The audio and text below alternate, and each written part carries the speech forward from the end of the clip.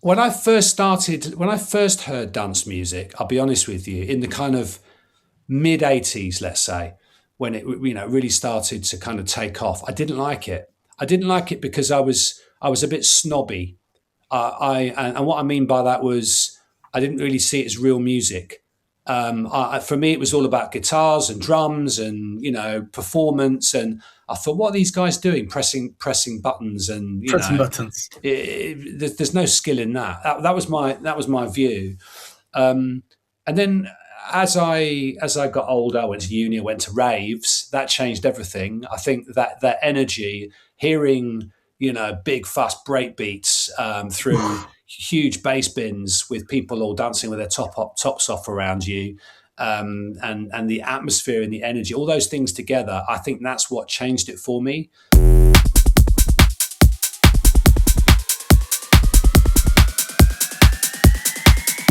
Hola, buenas tardes a todos. Bienvenidos a un episodio más de Track ID México. Hoy nos acompaña Rafa, nuestro productor, en ausencia de Pepe Camil, que esperamos que se encuentre bien de su pancita, tiene diarrea, no se crean, tuvo algunas cosas que hacer y entonces no nos va a poder acompañar el día de hoy. Sin embargo, le tocaba a Rafita estar con nosotros. Hola, Rafa. ¿Cómo estás, amigo? Mi querido Mapiu, gracias a todos. Finalmente, tienen el chance de conocer mi cara. Sí, pero caray. No venimos a ver caras de nosotros, venimos a ver a las grandes leyendas y a las grandes personalidades que tenemos en este podcast, que hacemos con mucho amor y con mucho cariño en la música electrónica, y a ustedes que nos siguen en las diferentes plataformas. Y pues hoy tenemos un invitado de turbo lujo. Platícanos un poquito, Mapiu, de quién es. Vamos echando un poquito de leña al fuego. Bueno, pues la verdad es que es un productor que a mí me impacta la manera en la que trabaja su música. Uno, porque trabaja muy rápido. Dos, por las personas con las que trabaja. Entre ellos, por ejemplo, Anthony Pappa. ¿Le suena? Su sonido trasciende y definitivamente es un sonido profundo, que creo que es algo que ha ayudado a marcar la nueva tendencia y el resurgimiento del progressive en el mundo en general. Entonces, pues sin más preámbulos, vamos a saludar a Fauxplay. Hi, man. How are you? I'm good, sir. I'm good, thank you. And lovely to meet you. I had no idea what you said. I'm hoping it was nice. always. Don't worry. No, don't worry. Yeah, we normally, when we start with the show, we'd like to give like a pre for our viewers about your career, about your music, about your style.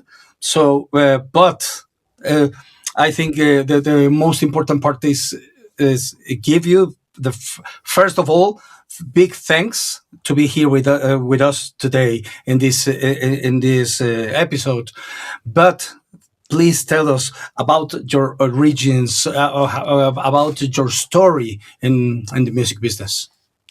Well, first of all, thank you. Really, really grateful that you've invited me onto your show. I've seen a number of your episodes and very excited to be here.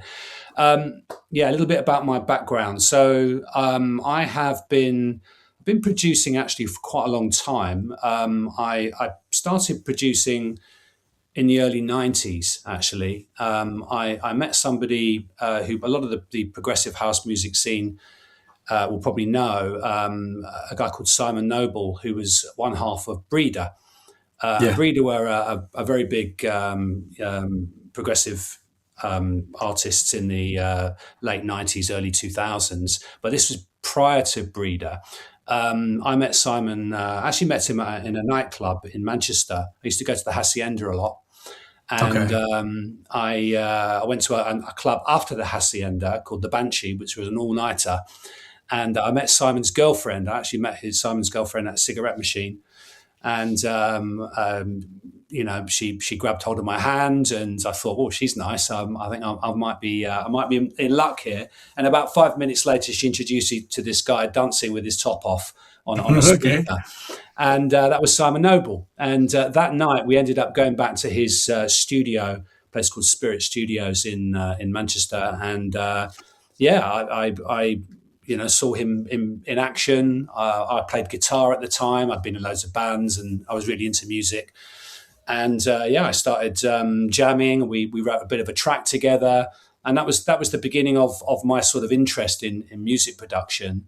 I carried on and off working with Simon for many years. Then in about 1997, I went traveling to Australia, around Asia. I left Simon behind, and when I came back from traveling, he'd started Breeder with Rowan Blades, and they'd taken off. And his career had blossomed. He'd kind of invested fully into that.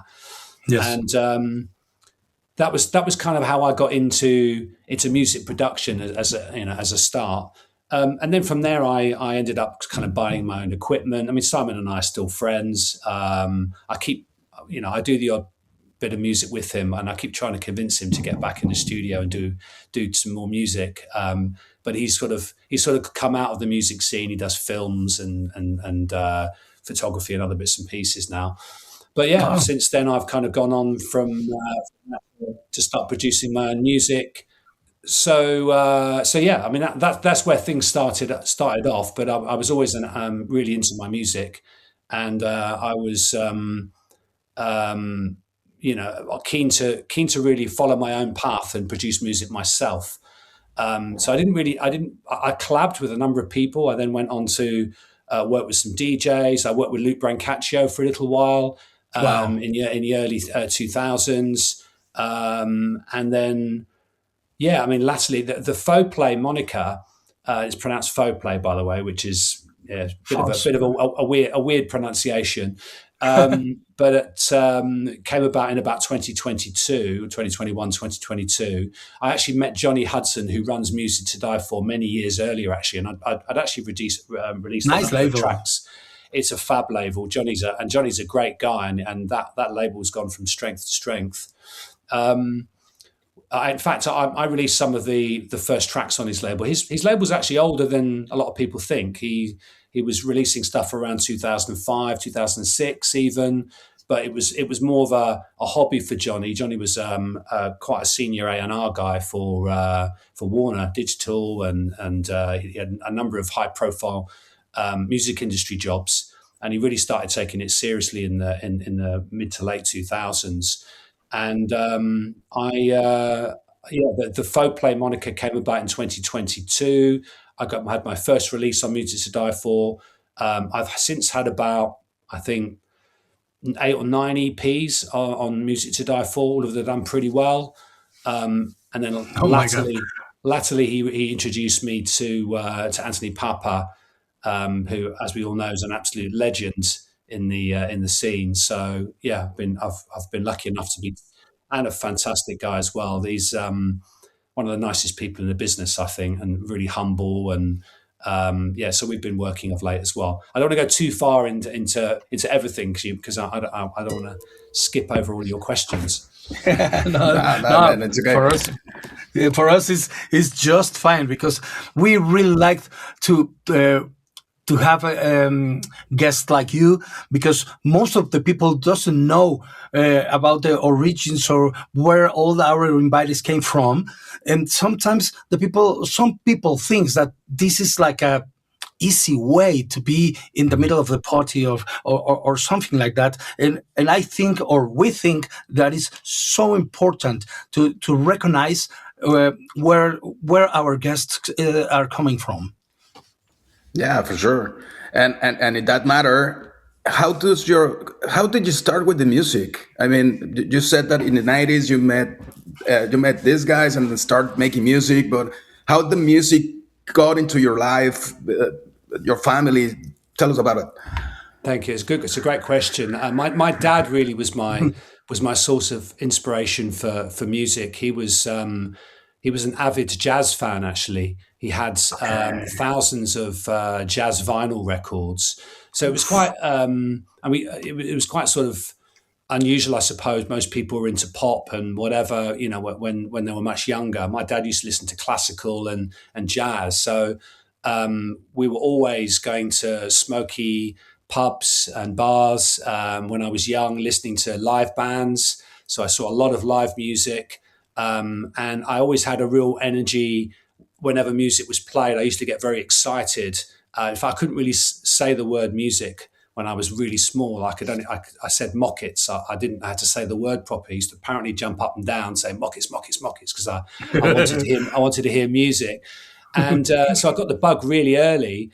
And then when I was probably about, I think 9, 10 years old, I learned to play an instrument, and someone came round the school giving us options. I think we had 3 options: clarinet, saxophone, clarinet, flute, or oboe.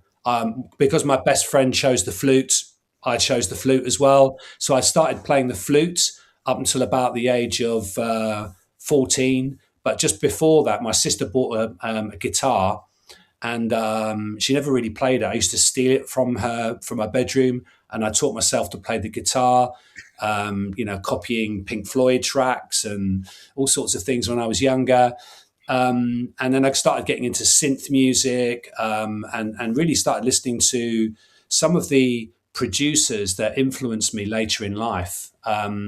So one of the first producers I really got into was a guy called Daniel Lanois, and Brian Eno, 2 of my favorite producers who went on to produce some amazing artists.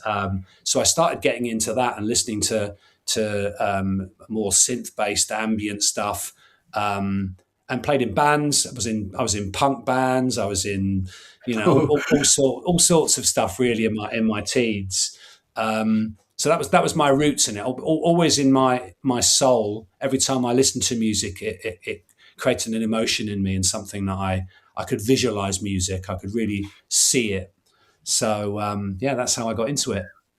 Now I understand why you really like Brian Eno, because now I understand your sound sometimes is quite cinematic. So I can understand that really now. Yeah. I need sorry guys, but for me it's like a forced question. Tell us a little bit about your name. Where did it came from, or what about your name? My real name, or my artist name? No, your artist name. My artist name. Yeah, is that okay? Fauxplay. It's Fauxplay. Fauxplay. Faux, it comes from faux pas. It's a French expression. When you make a mistake, you say something you shouldn't say. It's a faux pas. Faux means fake or pretend. Okay. And I could say that faux plus play means pretend play, which means I'm not really playing. I mean what I'm doing. That's one interpretation, but really, it was a play on words. I was with a girl in my late 20s, early 30s, who was in a band called IV Play, and IV Play is a play on words for foreplay. Okay. And it was 4 people in a band playing. And I thought, that's quite cool, that play on words. And when I was coming up with a name, I thought faux play was a nice, variation of that. That's it, really. Nothing more deep than that. But you could say it's faux play, it's pretend play, because actually, music isn't my at the moment, and it's coming soon. My primary vocation, as you find a lot of producers, I'm sure it's not their main jobs. But for me, it is incredibly important to me, and something that I have more passion for than anything in my life. Yeah. Yes, we all. I think we all, and I hope.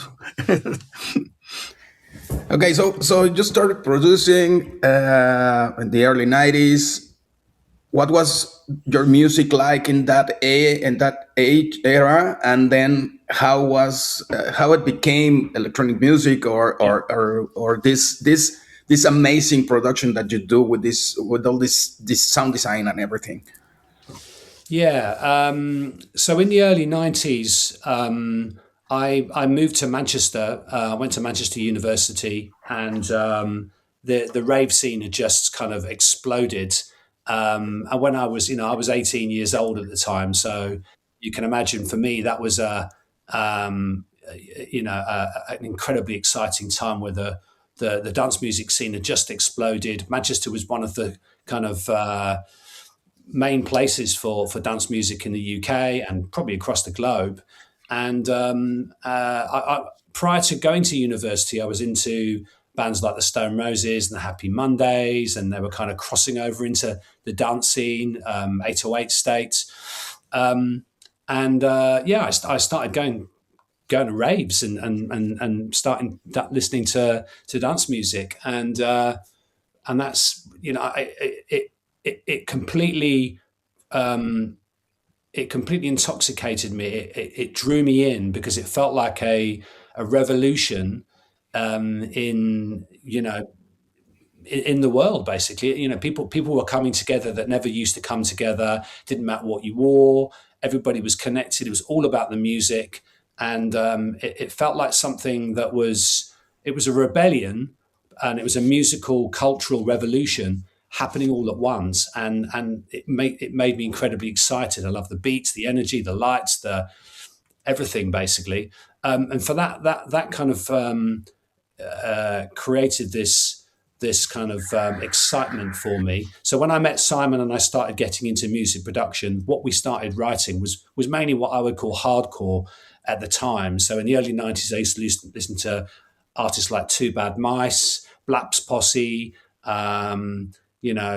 Alternate, maybe even Prodigy, all the stuff that kind of emerged in when the rave scene kicked off.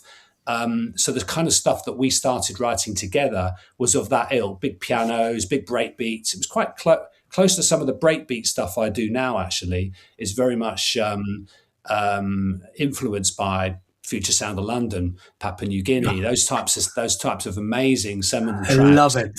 Yeah, proper tunes. And then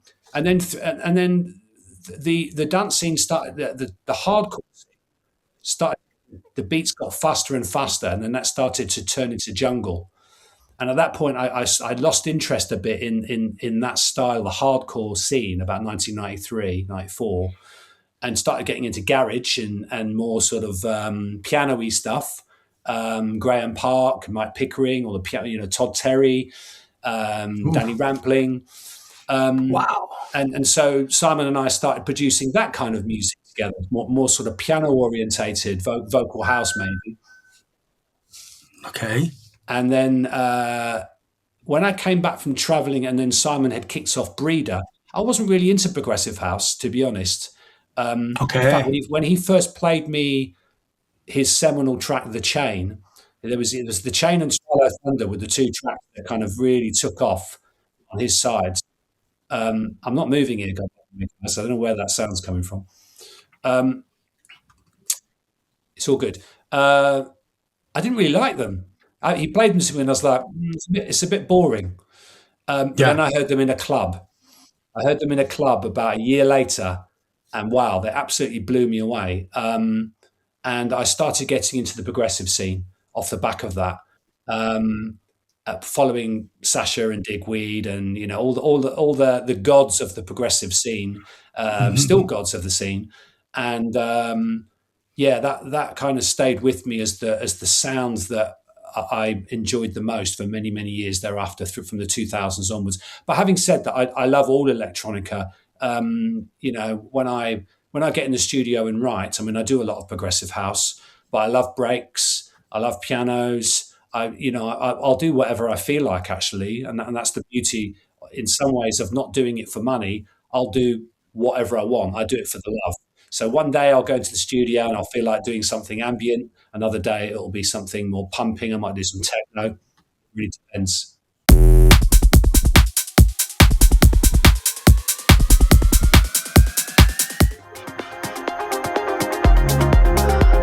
Okay. I like the groove in this one, but I really love the arpeggiator stuff you're doing with this. Wow. such a nice groove. It's really spacey. Yeah, oh yes, yeah. Really spacey. So, back in the day, what can you tell us about the track? It's a new one coming out on Music to Die For. It's a solo production. It will be. We haven't actually got a release date for it yet. It will be coming out probably with a second track and also a breaks remix as well.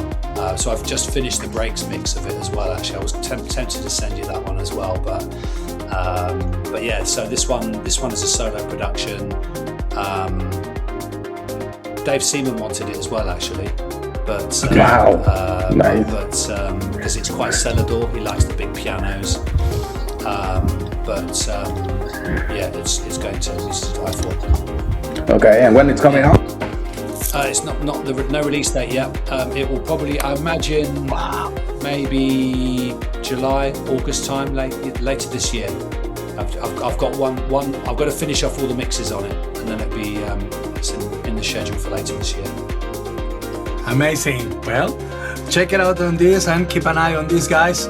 Only for you on TRKIDMexico.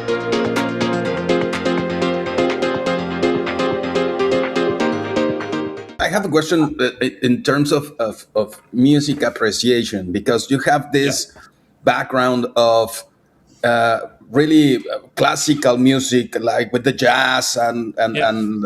A lot of influence is coming. Yeah. What happened in your mind when you heard for the first time something electronic, some rave stuff? What happened in terms of sound in your mind? That's a good one. It's a great question. Yeah, I believe so too. Yeah, I think so. When I first heard dance music, I'll be honest with you, in the kind of mid 80s, let's say, when it really started to kind of take off, I didn't like it. I didn't like it because I was a bit snobby. And what I mean by that was I didn't really see it as real music. For me, it was all about guitars and drums and performance. And I thought, what are these guys doing? Pressing buttons and buttons. There's no skill in that. That was my view.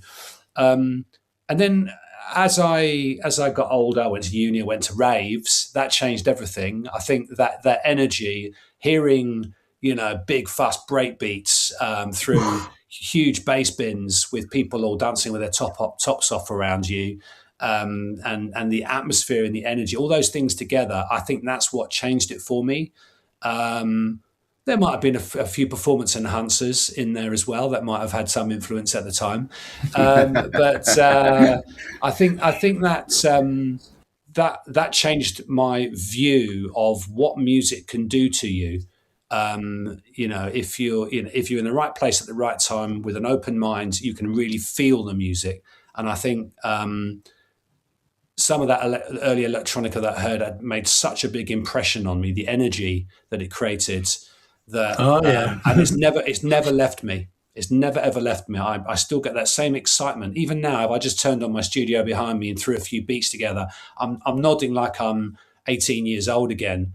And I don't think I'll ever lose that. So I think what I have retained though is that in my productions is they're quite melodic. I tend to go for hooks. I tend to go for musical, atmospheric stuff. I mean, don't get me wrong. I love kind of deep, tracks that just stay on one note that are produced amazingly. But when I write, I always try and find a little bit of an emotional hook or some chords or something in there that I connect with, and that's just my style of writing. But yeah, I love it all.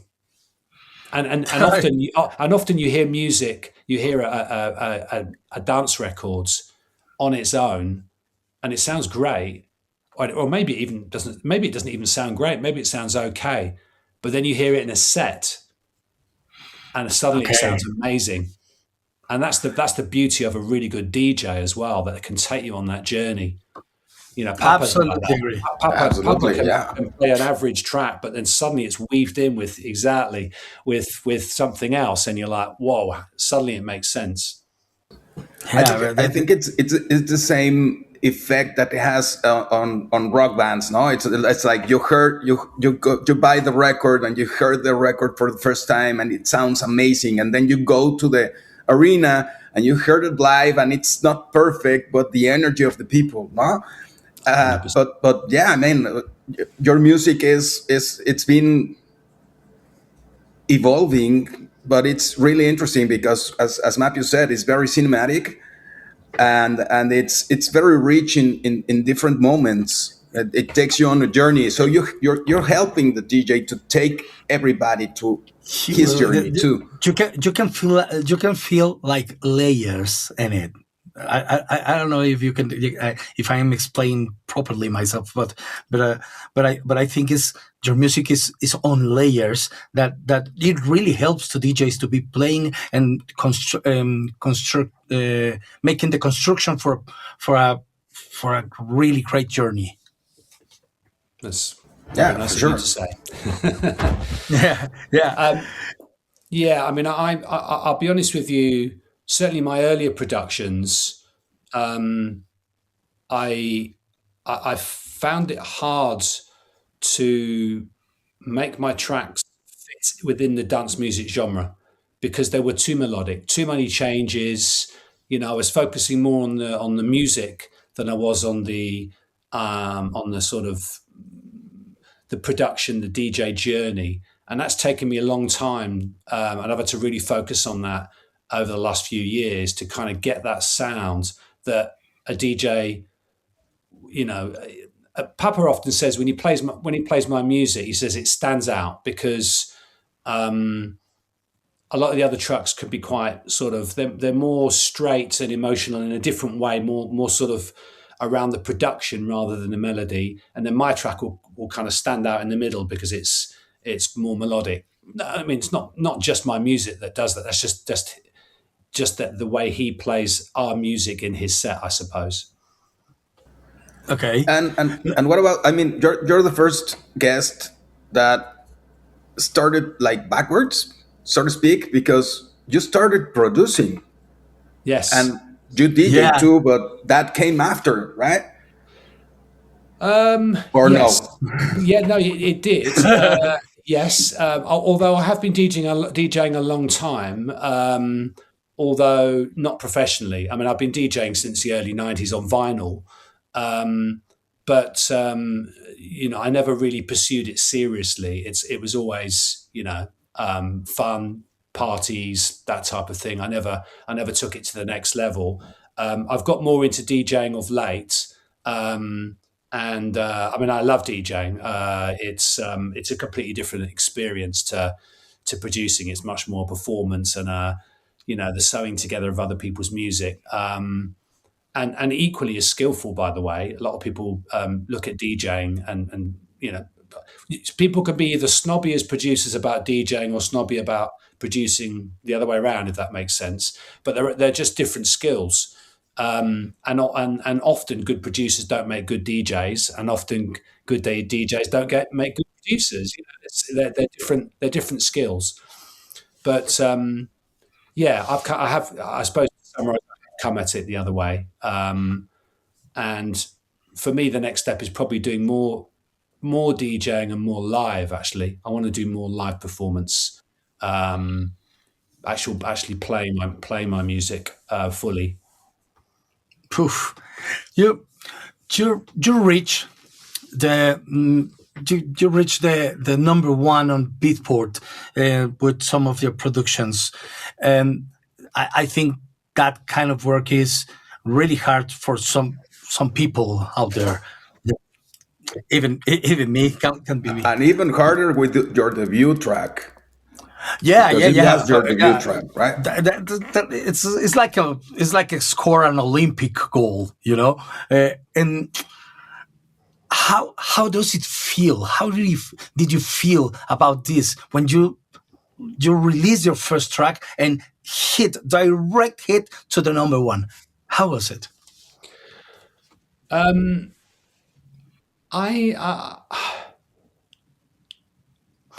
one of those people that it's never enough, if that makes sense. So I mean, don't get me wrong, it's an amazing experience, but I Okay. always feel like it's okay. That's great. I need to do it again now, or I need to go further, or I'll find a way of criticizing myself. So even though it's happened, I'll be like, well, I've only got a couple of thousand followers. I should have 50,000 followers. It's very difficult, I think, in the modern in the modern world of production DJing. Everything's so tied together with your social media presence, and you can really judge yourself, probably harshly, actually, by how many likes you get for something or whatever. It can be number one, but I've only got 10 comments on Facebook. I don't know. Yeah. It's a bit weird. I mean, don't get me wrong. It's an incredibly proud experience. I mean, the first EP on Johnny's label, I mean, it went to number one, and it went to I think it was number three in the or number two in it was number two in the global releases chart of across all genres. And that was That's a lot. that was pretty amazing. So my benchmark is, and it's so hard to do this these days, is could I do this full time? Could I give up my job tomorrow and do it full time? And it's so hard to do these days. I was a full time producer in my early 30s, actually, and it was a tough time in the market where vinyl had stopped selling, and the MP3 market hadn't taken off yet, and so it was a time I chose a bad time to get into the market. And now, Okay. I mean, even the top tracks earn nothing. A million streams on Spotify will earn you, £10,000 or something, or I don't know what it is. It's not an awful lot, is it? So it's for For me. 1 million. Yeah, it's well, I think you get 0.0002p or something per stream. So the money actually is in DJing and gigging. It really or publishing. But I don't do it for that. I do it for the joy. So as a very long-winded answer, I was very proud, and I'm incredibly grateful for everybody that supports my music. I mean, if I just get a message off a person, anyone saying I love this track, it means so much. I don't think people realise how much it means. Just to hear one person say your track's amazing. So I'm always humble about it. And actually, somebody said something to me once, some years ago, and I never forget it. And I remind myself of this every now and again. He was doing something for helping children, like a really kind of altruistic job, something that's really, he's going to go to heaven. Do you know what I mean? He does something really good in the world. And I said, oh, well, I do a bit of music and this and that. And he said, never underestimate how much your music may have touched somebody's soul. Amen. Wow. Sir. Amen. Amen. Isn't it? You just don't know. It could change somebody's brain chemistry, and they might do something really good off the back of it. And you touch people emotionally really easily with music. All art, it's instant emotional change. Yeah, that's for sure. Yeah, man. Okay. That quote just touched me pretty hard, because I had a terrible experience last year, and something related with it. So that's a good one, mate. Yeah. Thanks. Okay, let's get into the nerdy stuff, because now yes, we're going to enter the nerdy stuff. Okay, so yeah, we love nerdy stuff. I mean, the first for us is like, can you define your production process? How is your production process for a track? Yes, please. Okay. let me think this through. I mean, I have got a production process. I mean, I'll tell you what. I'll give you all the details. So, I produce in Ableton. I used to use Logic, but I switched to Ableton just because I got bored and wanted to try something different, and I thought that it might inspire some different thinking. It was also very good at the time at audio manipulation, probably better than Logic at the time, although Logic's caught up now, I think. Yeah. And I mix into a mastering chain. So I start off my track. I want it to sound fat right from the go. So I've got an imager, a compressor, a limiter on the master bus as soon as I start, because I want it nice and loud in my headphones. I want it pumping. Obviously, I take it off when I'm mixing down, but that mixing into a mastering plugin is good for me. I typically start with a kick and a bass line, and then I kind of work it from there. Work through getting a groove going. The groove's the most important thing for dance music, but I'm normally looking for chords. I use there's a particular. There's probably half a dozen plugins I use in every single production. I love Hey Diva. It's an absolute monster synth. I use that. Oh, yes. Yeah, for it's so easily manipulatable, and the internal effects on it are crazy. It's just a brilliant soft synth. I do actually. I mean, you can probably see around here. I've got quite a bit of hardware equipment as well. I've got a JP8080 there. I've got an old Roland 606 TR606. I've got my Electron analog rhythm. I've got Dave Smith Prophet Rev 2 Sub 37. I mean, but I don't actually use them as much these days. They're kind of more for show. Because I find producing in the box much easier. Simon would kill me, by the way. Simon Novell, he is Mr. Analog. And we've had many a debate and an argument about analog versus digital. He's probably right. Ultimately, analog is better, but I've got my own workflow, and I've worked out how to get the best out of it. And I've got little tricks to make things sound analog. A bit of saturation, a bit of wow and flutter using. Okay. Yeah, there's a Waves plugin, J37. It's like a tape emulator. That's really good for kind of making sort of it's so good. Wowing sounds on synths. I use that a lot. I use Shaperbox. I don't know if you ever used Shaperbox before. It's an incredible tool.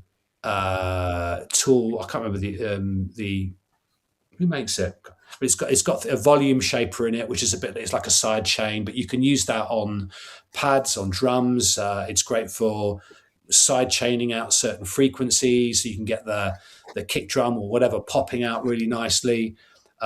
It's taken me years to actually get to a point now. Whenever I used to produce, maybe 5-10 years ago, I'd A/B my music against stuff in the charts, and it would just drive me nuts. I just couldn't get that sounding anywhere near as good as anybody else's stuff. And really, it's only in the last couple of years where now I can give a demo of one of my tracks to a DJ, and they'll play it in a club and I'll say, sounded great, sounded as good as anything else.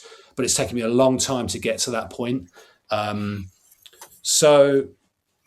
What else do I do? We can do the obligated question. We can go with the obligated question. What about AI? Because these days AI, it's dude. Well, interesting. I work in the AI industry, but that's another whole story. That's not to do with music. Okay. But I think AI's got its place.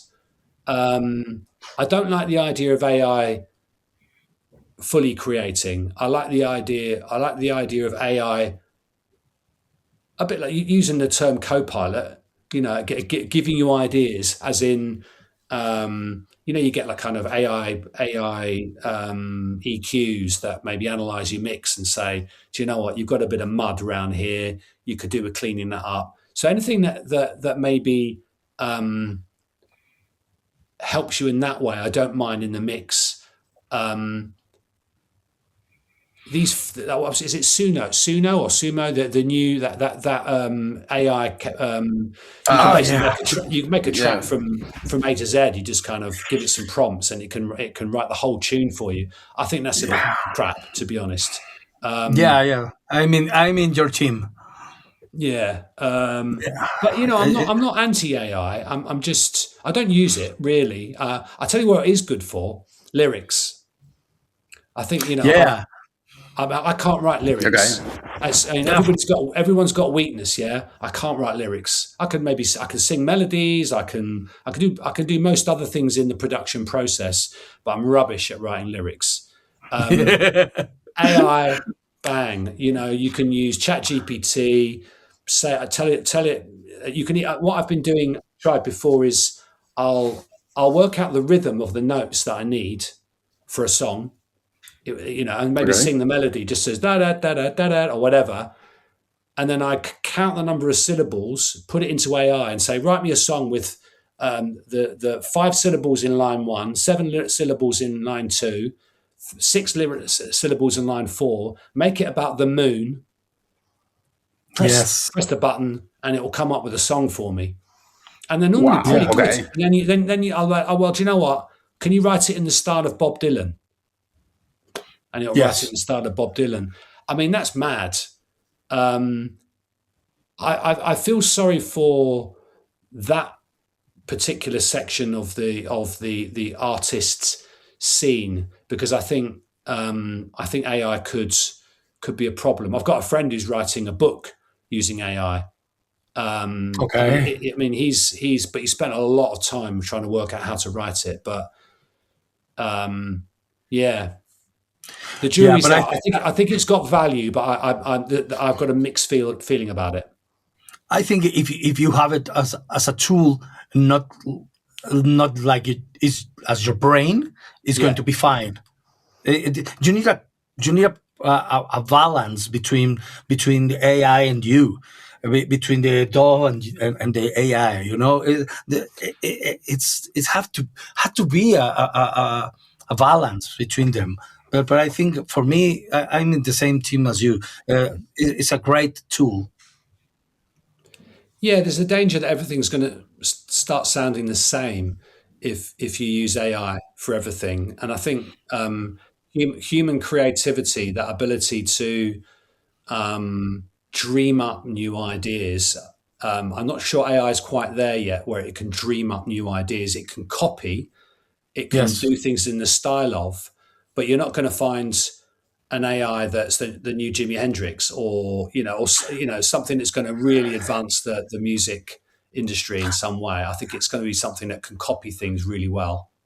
Yeah, probably I'm going to sound like a typical cliche, but I think that in this moment, in this point of the game, AI, I think and I believe, is never going to be better than your mind and your heart. Yeah. Totally. And talking about this, when you're working with big names like Anthony Pappa, how is it to be working with him? It can be, you have to kind of forget that you're working with somebody that's got such a big reputation and is so well known, and almost put that they're just a human being. Anthony's just someone with passion, huge amounts of experience, and an ability to just instantly say whether something's good or not. I mean, these are people that have been listening to hundreds of thousands of records over years, and they know what's good and what's not, and what's going to work and what's not going to work. I don't have that. I have my own kind of self-confidence that I think something's going to sound great, but you never really know until it's been played out, and then someone comes rushing back and says, "Wow, that's amazing," or "Didn't quite work. We need to change the breakdown a bit," or so. I'm not starstruck. It's an honor. It really is an honor to work with people as amazing as Anthony. Luke's another one as well, an incredible DJ and producer. I'm also working with somebody called Leo Woods, who Leo is an incredible singer and songwriter. In fact, that See Me track, which is myself and Pappa and Leo Woods, that was originally just Anthony and I. We wrote the instrumental, and we found a vocal. I sometimes cheat and use Splice. I've had mixed feelings about Splice, but sometimes it's great for ideas. And we found a vocal, threw it on to this track of ours, because actually Anthony sent it to Dave Seaman, and Dave Seaman said, "It's a great track, but it needs a vocal." So Anthony came back to me. Anthony came back to me and said, "We need a vocal for it." I said, "All right, let me have a look around." And I found this vocal off Splice, threw it on. I sent it to Pappa, and I said, "Look, it's a bit cheesy, but what do you think?" And he phoned me straight away and said, "That's amazing. We need to use it." I said, "Well, we can't. It's on Splice, and it's going to have been used by 10,000 other artists." And that's when Johnny said to us, "Why don't you try contacting Leo Woods?" And then Leo wrote her own song, which she's got that particular performance. She sounds a bit like Kate Bush on there. Actually, she's got kind of Kate Bush kind of vibe. And then I've since continued working with Leo, and Leo's amazing. In fact, I'm going to go down to Bristol and work with her in the next few weeks. And again, that's a different style. I mean, Leo's into all sorts, drum and bass and deep house and all sorts. So I'm flexing different production muscles and musical muscles working with Leo as well. So I was almost going to send you some of our stuff, but I didn't want to overstretch, and I would have needed to chat with Leo, and didn't have time to. But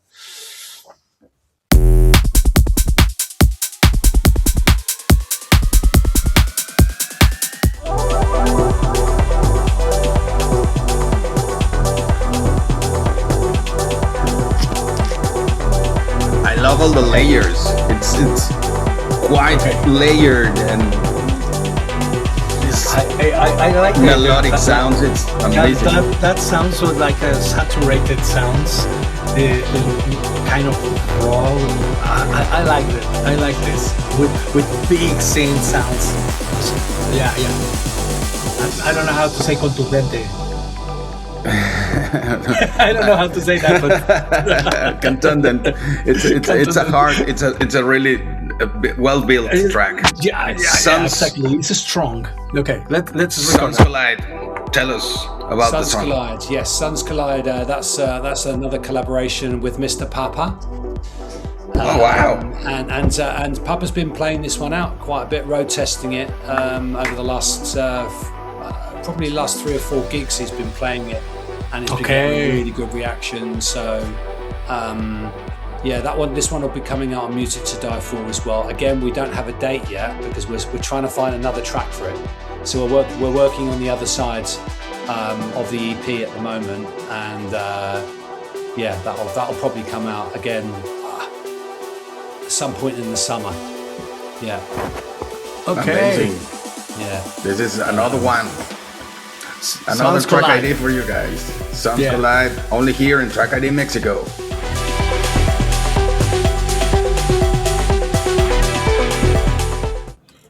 So when you're working with someone like Leo Wood, I mean, in this track, you just told us the story that you two guys had the track and then threw the vocals and all the stuff. But what do you normally do? Do you construct the song around the vocals or the other way around? Can be both ways. It really depends. My personal preference is I like writing the music around the vocal. Okay. as opposed to doing the track and giving it to a vocalist. I feel like I'm less in control, and it sounds terrible to say that, but I feel like if I'm the last one to touch it, then it's going where I want it to go. Having said that, working with someone as talented as Leo, you know that when you send her a track, it's going to come back and sound pretty amazing anyway. So, but often is the case, she'll write a top line, and then we'll change the music a bit anyway. So I do get to finish it a little bit. We'll change the music around it. We'll mix it and do all the other bits and pieces, and then she might do some more takes of it and all the rest of it. So it can be either way. Okay. And as we said before, your music feels and actually has a lot of like layers and sounds and textures.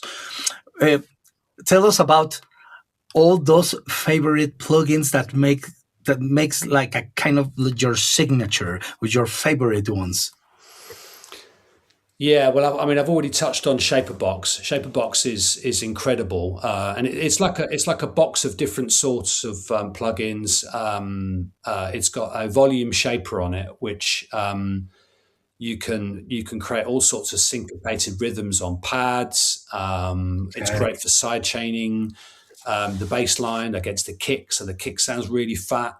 And you can automate the waves on it, so you can come up with kind of glitchy sounds in there. So that's a great tool. I use Shaperbox on pretty much every track, actually, particularly for side chaining, so that I can make the kick really poke through the mix. I use the Fab Filter Q3, Q4 on everything. It's just a really great EQ.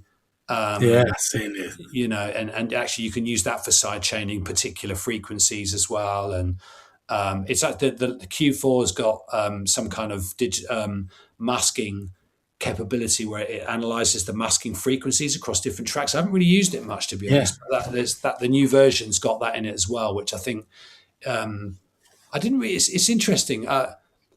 EQ is so powerful. In the early stages of my production career, I didn't really focus much on EQing, and in fact, Simon used to say you shouldn't really need to EQ anything. And now, I think partly because of the loudness wars and the fact that tracks have to be so spot on in terms of banging at the bottom end and crystal clear for a club and sparkling at the top. You've got to be able to blend your sounds, carve them out using EQs, and the Fab Filter is brilliant for that. I use the Valhalla delays, and the Valhalla shimmer. Shimmer's amazing, gorgeous for massive reverbs. Yes. And I've got the full Arturia. The suite. Yeah, and that's incredible. There's so much in there. I mean, so crikey. massive. Yeah. I love it. Yes. Yeah, I've got I've got that, and I'll dip in and dip out of that, and find new things. That I haven't really tried all the time. I have to be honest. I've got hundreds and hundreds of plugins and synths. I really have. What about hardware? Yeah, hardware. What's your go-to hardware? Yeah, I mean, I use my drum machines. I use my Ableton Push. Just for convenience, really. I do use my drum machine a bit. I've got a summing mixer as well, so sometimes I use my Dangerous 2-bus summing mixer. I route things through there sometimes to get a nice analog sound. I've got a Prism Titan audio interface, which is pristine. My Adam A7s, A7Xs, which I actually mix a lot with my headphones. Really? Yeah, I know it's crazy. I've got an okay room here. It's not bad. I've actually had some people come around and measure it, and a few little bass traps and bits and pieces here. But I use my I've got these ones here, my K732s, AKGs, K712s. That's wonderful. Open back. They're fantastic for mixing. I've just got so used to them.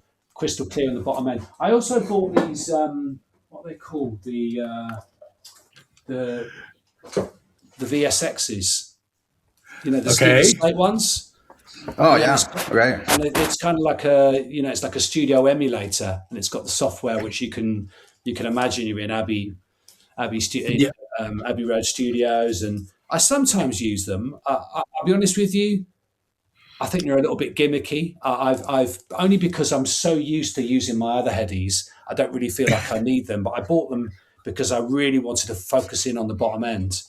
And every now and again, if I'm stuck on a track, I'll dig these out and give it a go. And I do use my Electron Analog Rhythm drum machine every now and again. What else have I got? I've got an Apogee Rosetta 800s. That's quite old. That gives me more channels of audio. Got some more drum machines. What a nice toys, mate. Lots of nice toys. Exactly.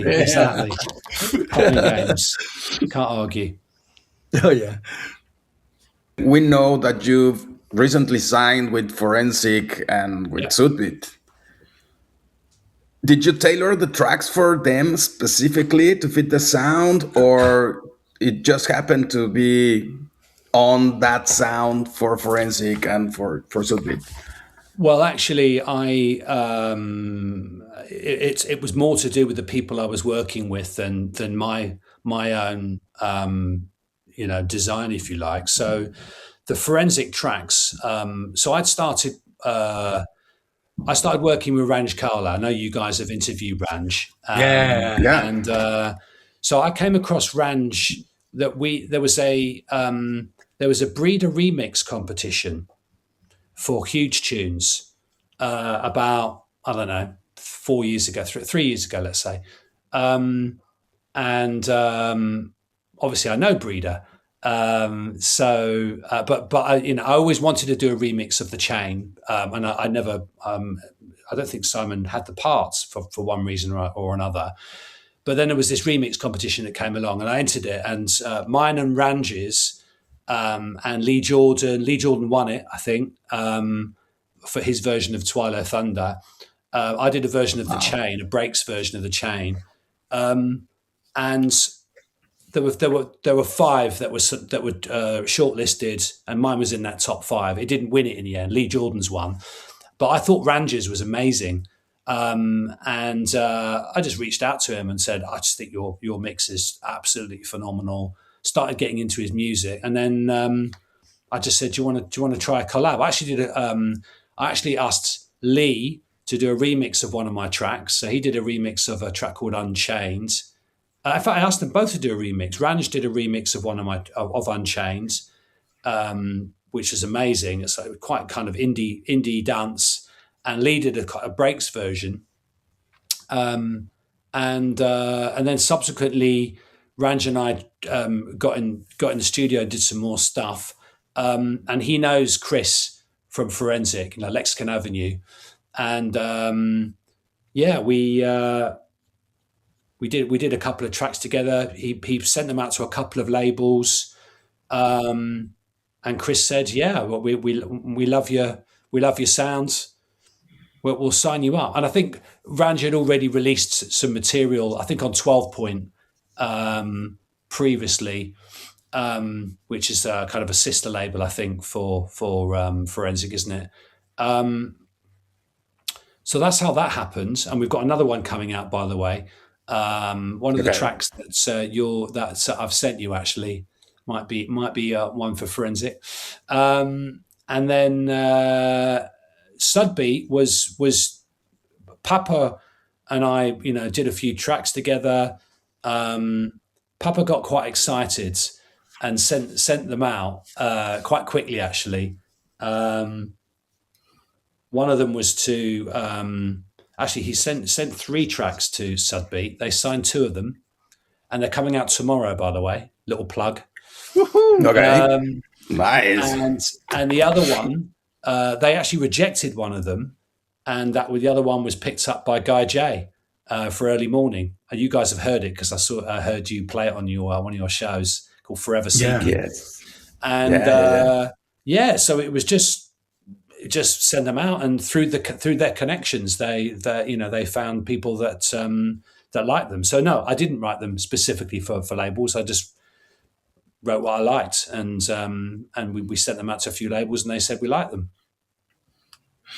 Wow. Lucky, I guess. That's amazing. Yeah, I mean, you're lucky, but really amazing. and what great labels! I mean, I have to pinch myself. Sudbeat, Early Morning, Forenza. I mean, these are quality labels. So such a huge labels. Then there is a lot of massive labels with tons of really, really good music, and all these you can take all of this music to take it with you in your USB for your gigs.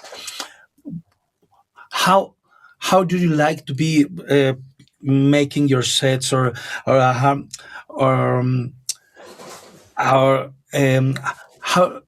how do you like to be working in your sets?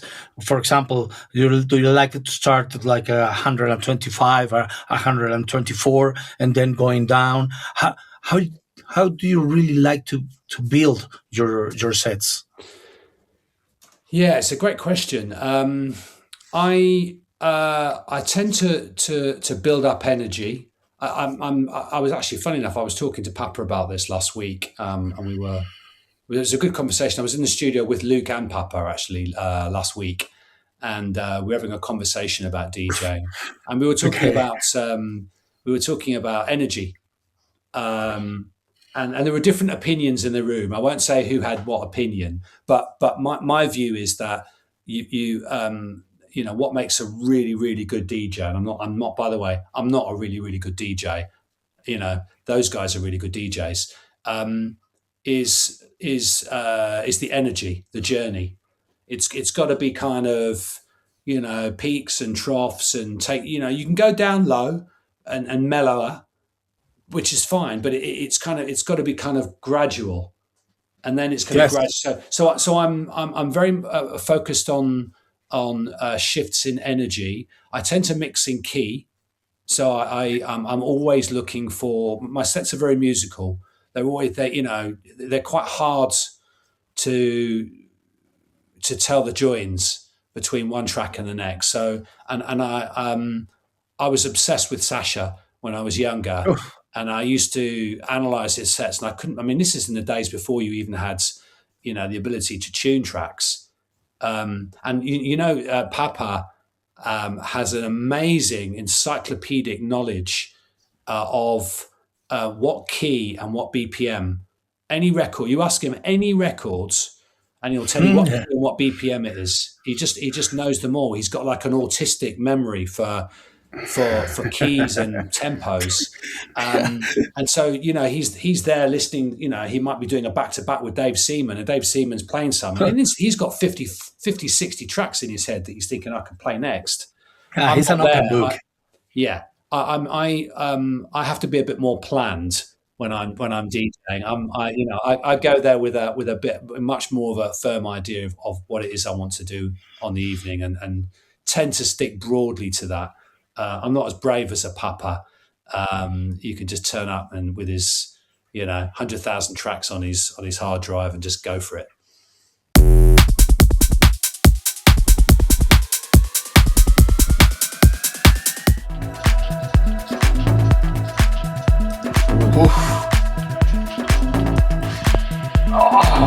Wow. That bass line, the chunkiness and the hi-hats coming up. As it sounds like coming from a 303, maybe the chunky groove. What a nice! But I'm not gonna say the name of that track because I'm really gonna say the name because I love it. Why are you wearing that stupid man suit? Tell us about this track, and please. it should be a story behind that name. There is a little bit of a story behind it. Yeah, it wasn't just a crazy idea for a name. It's a line from Donnie Darko, the movie. And interestingly, wow. you may or may not know that the cellar door and the cellar door picture, the kind of weird rabbit looking thing, is from Donnie Darko, yep. Isn't it? And that was the inspiration, because I wanted to write a tune for cellar door, funny enough. However, I hope Dave's not listening to this. It's actually going to go on Music to Die For. Oops. Dave, if you're listening, I'm working on something for you, I promise. But that's where the name came from. And again, no release date. It might go out with Back in the Day. It might be on that same EP. So It could be Back in the Day, a Breakbeat mix, and this as an EP. So that could be quite interesting. Yeah, it's a great track. I love the junky rhythm. Absolutely. Thank you. Yeah. So it's for you guys. Why are you wearing that Sudbeat man suit? Only here on TRKIDMexico.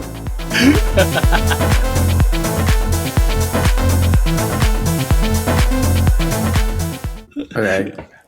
Now, in this, we all know progressive house has been this massive resurgence now with the Balance Festival and everything, and Catanio's work in the world to show the whole world the progressive and all these great names. No, but how is that how can you stay original with this melodic sound that you have? And become and because it's getting saturated now. How are you planning to be and keep original on it? That's a tough question to answer. I think if you try too hard, then it's almost self-defeating, if that makes sense. I don't. When I go into the studio, I typically don't. I don't go in with a plan.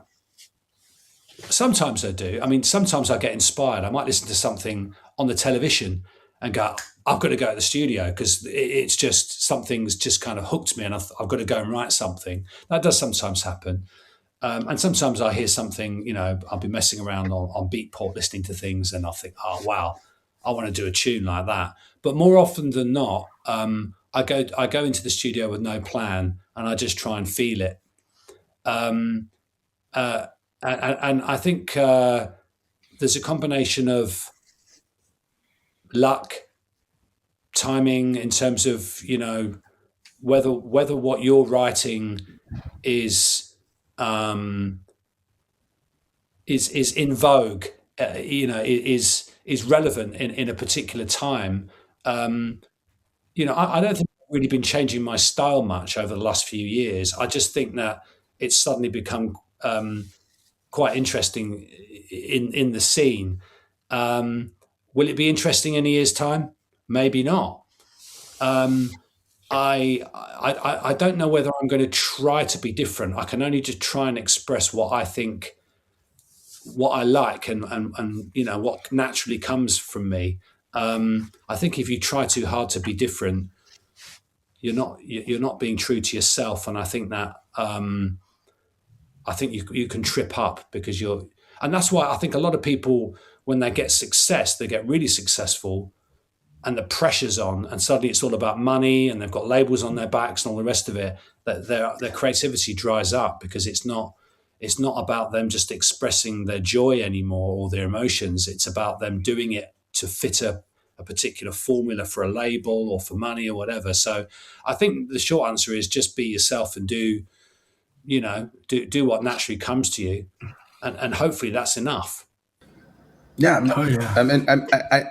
I shot the question because last episode with Ranj, we talked about and Ranj told us, I'm staying away from the common sounds that are in every single track, no? So I'm Yeah. staying away from that because I don't want to use them because they're going to be outdated in very soon, no? So but yeah, I mean, I think it's the same message from all of you guys. It's that you play and you produce with your heart, and that's Yeah. amazing, for the love of music. Absolutely. And that's amazing. I mean, that has to be enough to be original and to be in this business for a very long time and be always a classic, you know. You make a good point. Though I think in terms of my development and where I need to go next, I need to spend more time on sound design and trying to find those magic sounds. There was somebody posting something on social media. In fact, it was Bushwhacker posted something yesterday, I think it was, and he said something like, "Why am I hearing so many of these demos or promos with the what was this? What he said that he called it the Robin S esque bassline sound, which is the M1 organ." Yeah, and I mean that's been around for decades, and I mean, it's a great sound. Don't get me wrong, but as far as I'm concerned, that's laziness. That's just Yeah, it lazy is. producing. It is, but I think he's so right. But at the same time, I'm agree with this because I think sometimes people thinks that if they take this like magical formula is going to be working as worked with Robin S. And but I think that's the point when your music get lost in between all these different genres and different styles and BPMs and I think as a producer, I think you start to lose your I don't know your path. I don't know how to call that, Well, but I think and how I see it is like it's like this TikTok trends, no? oh So yeah, it's like, okay, this is this is the sound of the moment, so that is working. everybody use the sound and start working with it and all that stuff, and it's gonna wash off I mean, Well, soon, you know. Who's Simon it? always Simon always used to say to me, I mean, he had a very purist view, which is he almost didn't want to hear other music. He said it pollutes your mind. You know, Yeah, he wants to. If you're going to be truly original, you don't really want to be influenced by yeah, other sound. Now, I'm not sure I fully agree because I think sometimes you can come up with some really crazy hybrid things by being influenced by different things. I mean, we talked about the fact that my influences are jazz and classical, and that's something which is in my DNA, in my thinking, if you like, in the way that I compose music. yeah. But but there is some truth in that. And whenever I get sent remix stems, I don't listen to the original. I just try and write the track based on the stems, and I'll pick two or three things and go, right, I've got a tune. And sometimes I'll write it, and most of the time it's quite different to the original. Every now and again, I'll play the original afterwards and go, shit, it sounds quite similar to what I've just written. But more often than not, it's the other way around. So I think that's my approach for remixing. I tend not to listen to the original. That's a huge advice. Yeah, Yeah.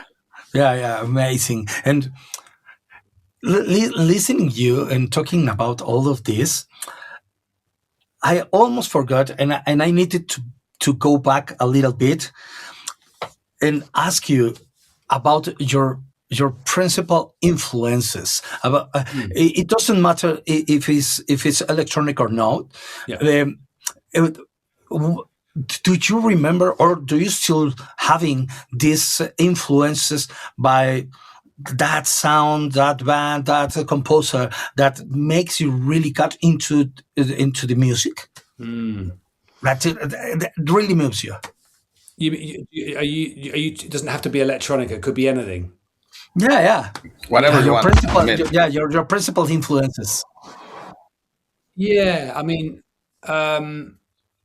there's loads. There's loads of music that's inspired me over the years. I think I've always found classical music incredibly moving, and I'm often blown away at how music can change your feelings, and you know whether it's um, Mahler's Adagietto, or it's or Adagio for strings, or some Franz Liszt, or some whatever. I find I love the piano. I find the piano is a magical, beautiful instrument, and when you get a good pianist.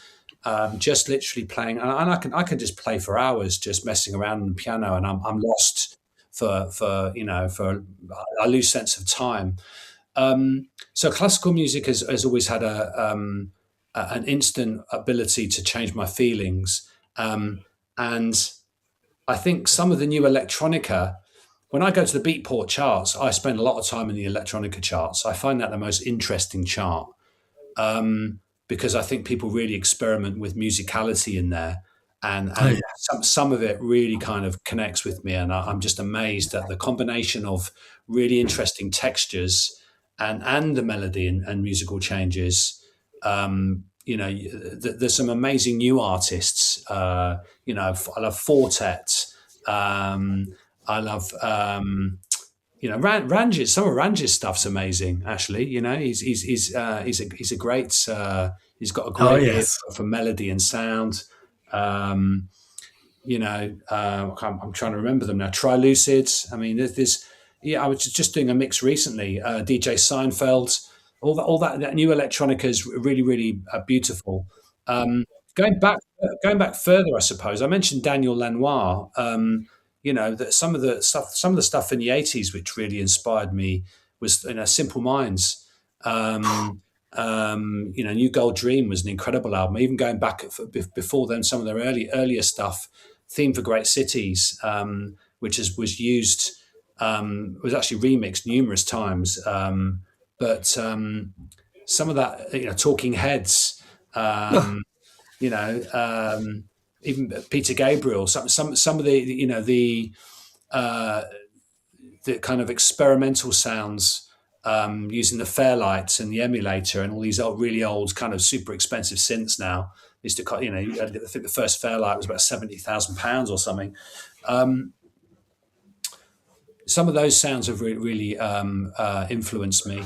Um, but there's many over the years. As I And what mentioned, about? But I'm sorry, but what about the one track that you heard that you said, "Oh my God, this is the that's other, the whole other world." I mean, it happened to me. I'm going to tell this story because yeah, I've been a fan of rock and roll forever, yeah, hard rock and roll, metal, and all that stuff. And when I first heard the Prodigy, it was yes. like, whoa, this is like the best mix of both worlds. And it was amazing and blew my mind. And it's one of my one of the biggest fans of the Prodigy. Ah, But yes. how about you? Good boy. Yeah, wow. Actually, there's been many over the years. From an electronic standpoint, one of the tracks that stood out for me most and still blows my mind and still sounds futuristic, and it's a fairly modern track, is um, Nathan Fake, "The Sky Was Pink," the James Holden Oh, remix. ho, ho, ho, ho, stop the press. Wow. Yeah, you know, absolutely. Oof. and it still blows my mind every time I hear it. It's that combination of melody, incredible production. The groove's incredible. It still sounds current now. Nothing. It's not. It's timeless. Yes, And totally timeless indeed. that for me is almost the perfect dance track. Um, I've played it to some people. Sometimes you're so into a track and you play it to people and you expect everyone to go, "This is the best track I've ever heard in my life," and it doesn't happen. Sometimes you play it to some people and you go, "Yeah, it's all right." Yeah. You're like, what? How can you not like but it is quite dark, I suppose, and kind of out there. But for me, that's an amazing piece of music. But there's many. Okay. There's many. The balance between the melody, the melancholic feeling, but the power of the groove and on all those like raw sound. No. What a piece of art they made with its border community label. It's amazing. Yes, but I mentioned Papua New Guinea earlier on, Future Sound. Oh London, another one, or Orbital Belfast. I mean, there's so many just that even just mentioning them, my hair's standing on end thinking about it. And actually, a lot of them are electronica tracks.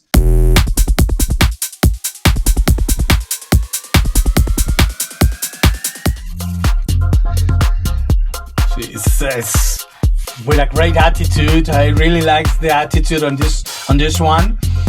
It's like groovy, maybe for an after hours, or maybe for your earlier tracks. It's kind of deep. Amazing. And the cinematic sounds and atmospheres again. I love this one. Wow, nice. Tell us about this place.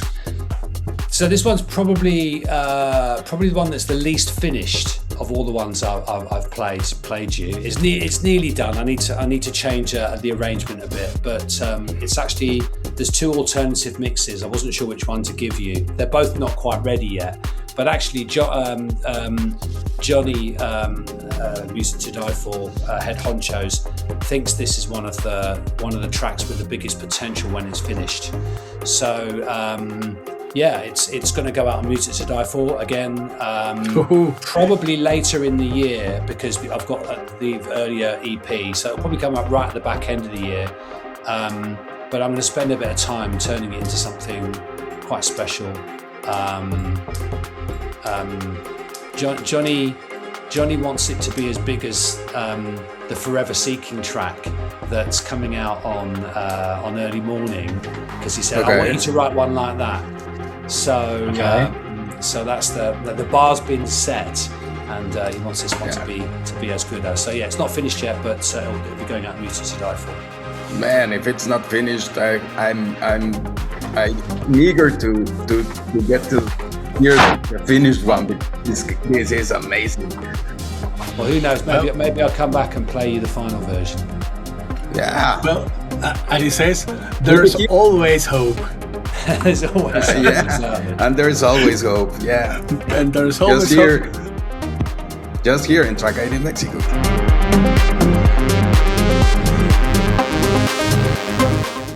Your tracks have been played by Danny Howells, Dave Simon, Anthony Pappa, and etc. And most of the biggest names.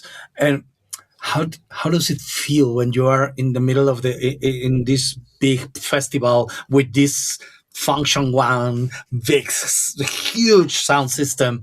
How do you feel when you're in the middle of the crowd and you start to listening one of your tracks? Well, I'm looking forward to it happening this weekend. Actually, I'm going to the 77 Club. It's the Cellar Door 13th birthday party on Saturday. Yes. On Friday, tomorrow. And Papa's playing with Dave Seaman, and they've been playing a lot of our tracks out, as you can imagine, as well as new ones, as well as a couple that you've got. So I'm looking forward to that happening this weekend. It's my birthday on Saturday as well, so it's kind of a double celebration. Man.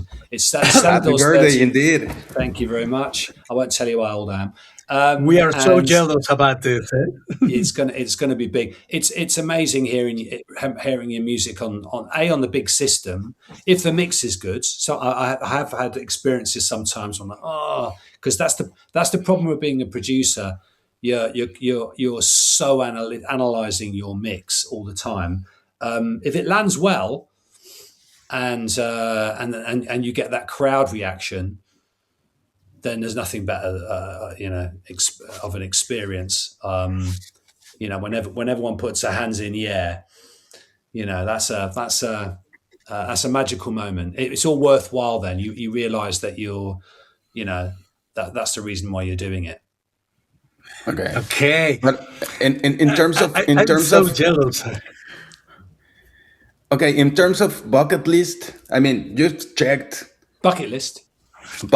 I mean, you checked with the biggest labels, you checked with number ones, charts, everything. What's your bucket list for the next year? Oh, I've got loads of things. Well, hopefully not for the next year. That means I'm going to die in a year's time. No. No. I mean, just short term. Short term. It'll be a big bucket. It's a very big bucket. Okay.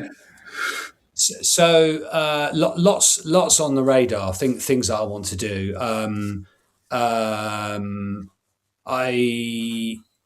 I want to carry on writing music for Music to Die For. I mean, I've got tracks in the pipeline for Music to Die For. I want to do an album on Music to Die For, which I think will be more experimental. When I say experimental, it's not going to be crazy experimental, but it's going to be more probably a mixture of break beats and slower stuff. And I'm really going to explore my sort of more melodic side, and there might be a few 4/4 tracks on there as well. So that's work in progress. I want to go out gigging, as I mentioned before. So I do want to. It's definitely on my bucket list to go out and do live performances.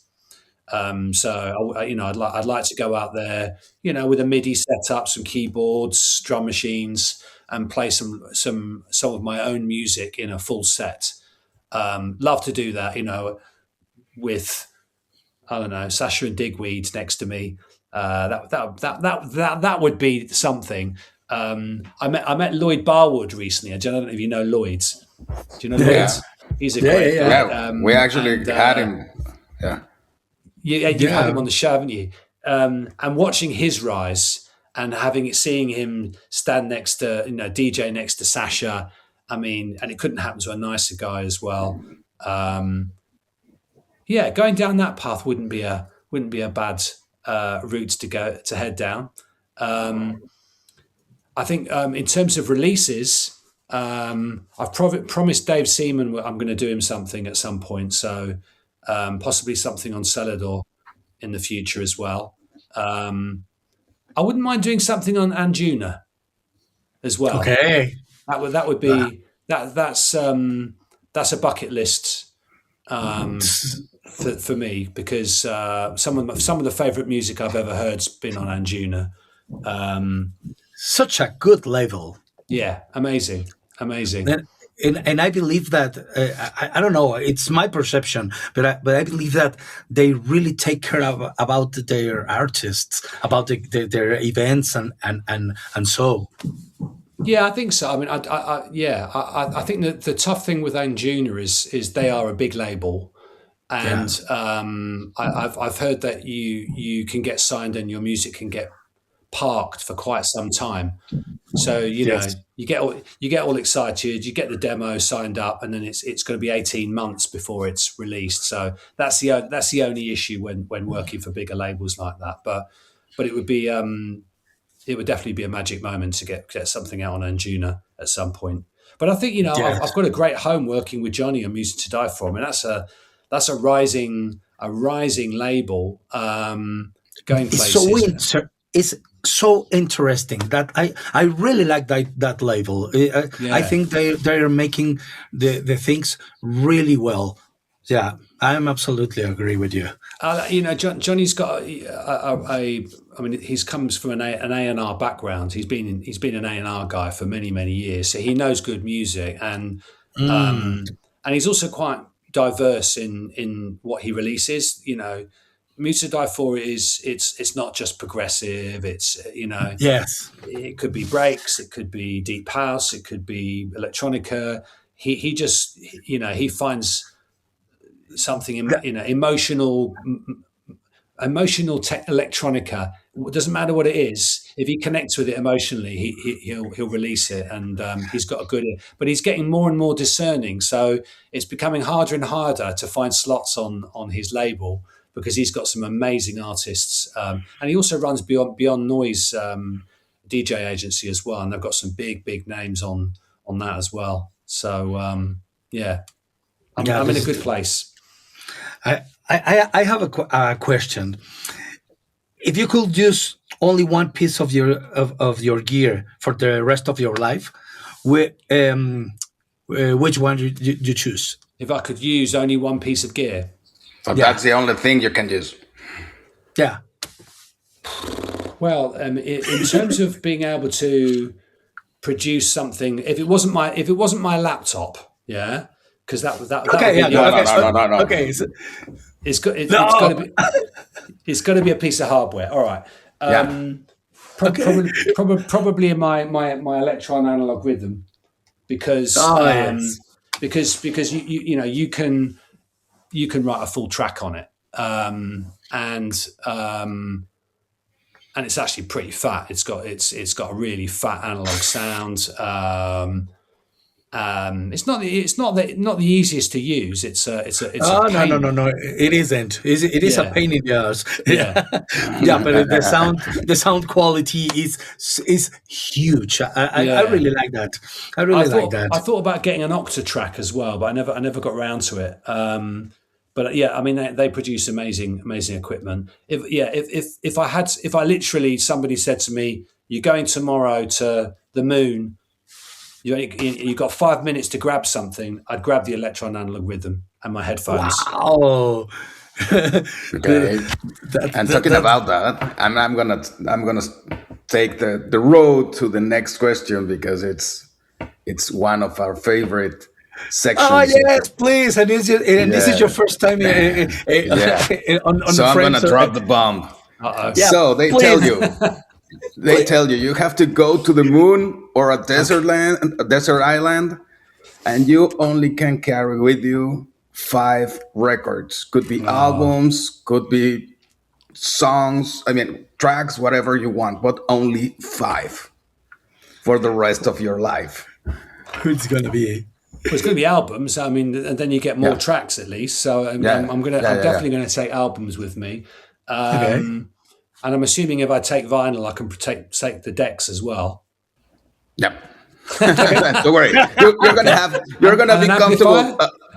You're gonna have everything, but you only can take 5 records.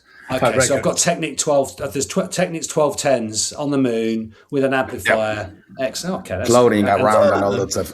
Sounds like a perfect floating plan. Mixing and floating. Oh my God! Yes. I'm liking this vision. It's. Yeah, that's a really hard question. Do you know what? I probably wouldn't take electronica, and the reason why is if how long am I on the moon? Are we talking about forever or something, or it's like desert island type of scenario? Yeah. Yeah. I think if I was going to stay on a desert island, I'd probably go for something that was more that I could sing along to, that I could connect with, brings back good memories. So I could say cool stuff like, I don't know, Kraftwerk, or I could say Sasha Edge or Dagger or BT Moments in Still Life. I could pick stuff like that. That would be the cool things to choose. But the reality is, I'd probably go for something that would keep me occupied and interested, and I could play again and again and again and again and again and again and again, and still always enjoy. And there are some albums that are like that I can just play again and again and again, and I know I'm going to enjoy it, and I can just turn it over and play that, and then turn it over again. And they're probably things that I used to listen to in my teens.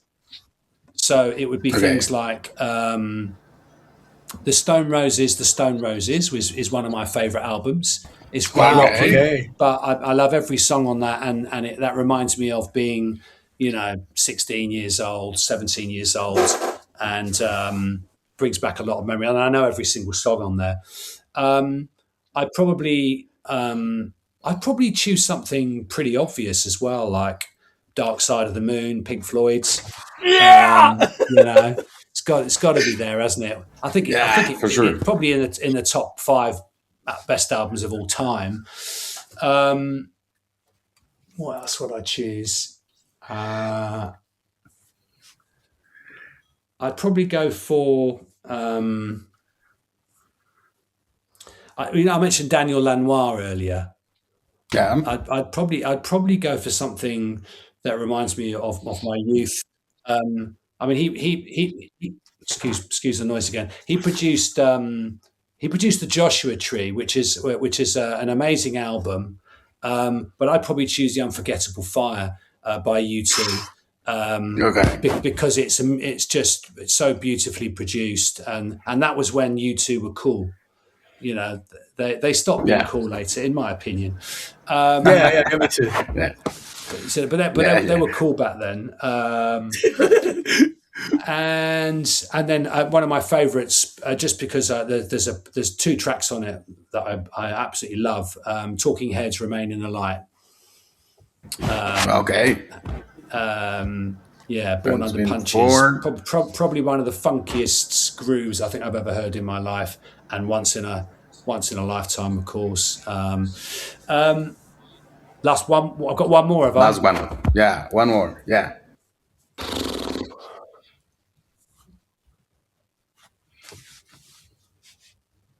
Maybe.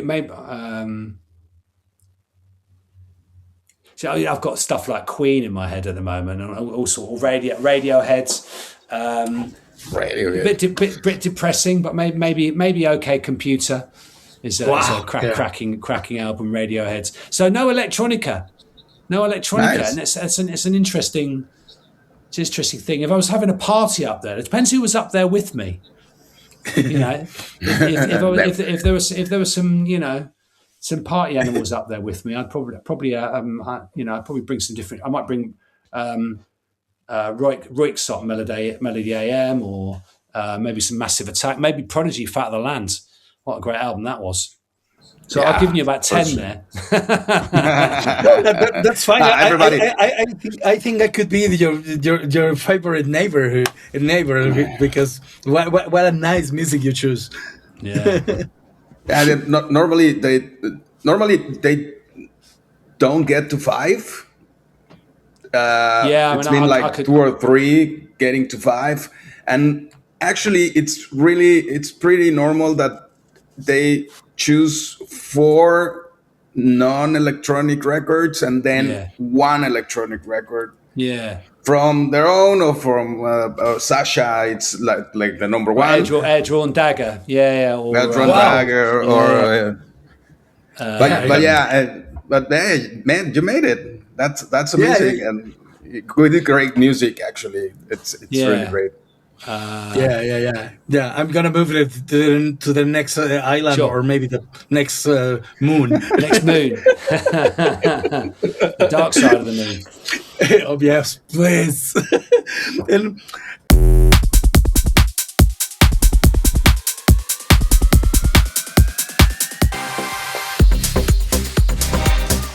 call it Free to Ride. Oof. And it is indeed. It's because quite a ride. The party on it, on the groove. There's a lot of party on it. The attitude. That hypnotic sound. Wow. Oof. Wow. Ooh. I like this. Ooh. Gosh. Free to Ride. Tell us about it, please. So this one is a collaboration with Mr. Kaler, Ranj Kaler. Oh, nice. It's coming out. It's coming out on Forensic. Really? Oh wow! This is one of those. Yeah, man. Yeah. So this was we sent a package of tracks to Forensic, and they ended up splitting it into 2 EPs. The first EP we've already released, and this is going to be on the second EP. We're trying to lock in a date. It's not been worked out yet, but quite soon. Could be as soon as May. but waiting for Chris to slot it in, and I think there might be a remix on it as well. So waiting for the remix. But always a pleasure working with Ranj, and we're excited about this one. It's quite high energy. Yeah, I did. I'm gonna have this in my radar. Yeah, absolutely. I love it. Yeah. Thank you. Check it out, guys, and keep an eye on this because Free to Ride is going to be soon out. But let's wait. Just here, TRKIDMexico. We're gonna have a good time. What's your advice about this? What's one mistake you see on the new producers that you really need to avoid, or what you should change, or that this piece of advice for new producers to avoid?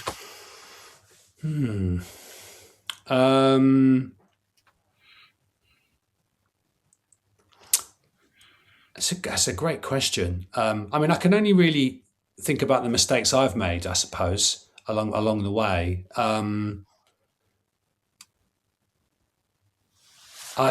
think a lot of so less is more. Less is more is my. I mean, even though my tracks you mentioned there's quite a lot of layers and all the rest of it. They're not as busy as some producers. I mean, some producers I've worked with, they might have 50 tracks going, 50, 60 tracks. And a lot of my tracks only have 15, 20. I mean, that Plasm track I did with Pappa, that's only got I think it's only got 13 tracks in it. I mean, it's really simple. Wow. Really simple. But it's all about the effects. And you can make one track sound like 5 tracks by the way that you automate the effects on it.